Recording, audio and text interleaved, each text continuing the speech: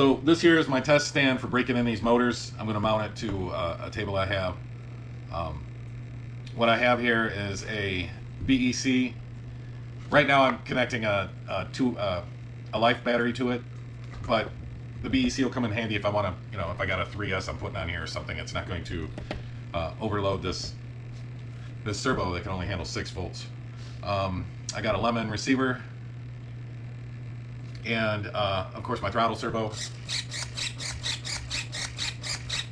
Now I have it adjustable. I can loosen this screw and slide this over if the carburetor's on this side or on that side. It doesn't matter. I can move this around as needed. I got a 12 ounce fuel tank. That should be plenty. And then I got on the test stand right now, I have my FA125A Sato.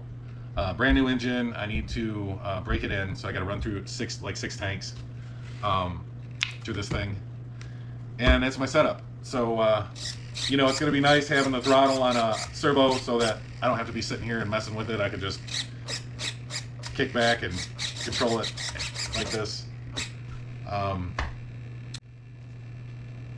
The setup for this, when I put a motor on the test stand, I have to connect my throttle linkage, set up my servo, get the travel set right. But once it's done, it's done.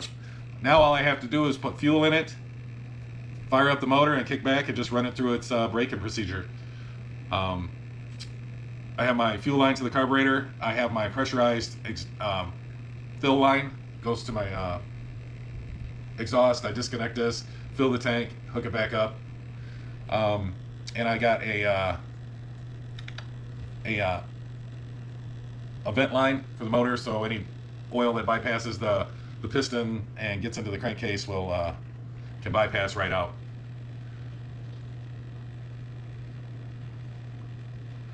For my FA125, I'm going to be breaking it in with a 16x6 prop. That's going to be just for the break-in procedure, and then this motor is going in my 20cc Pawnee Cub from Hangar 9, and I'm going to start it out with a 16x8 prop and see how well it performs, and then decide if I want to adjust it from there. I have a whole bunch of motors I got to break in. That's kind of why I built this stand. I've got a OS 120AX Max. I've got an FA82B Sato. And of course this FA125B. I have a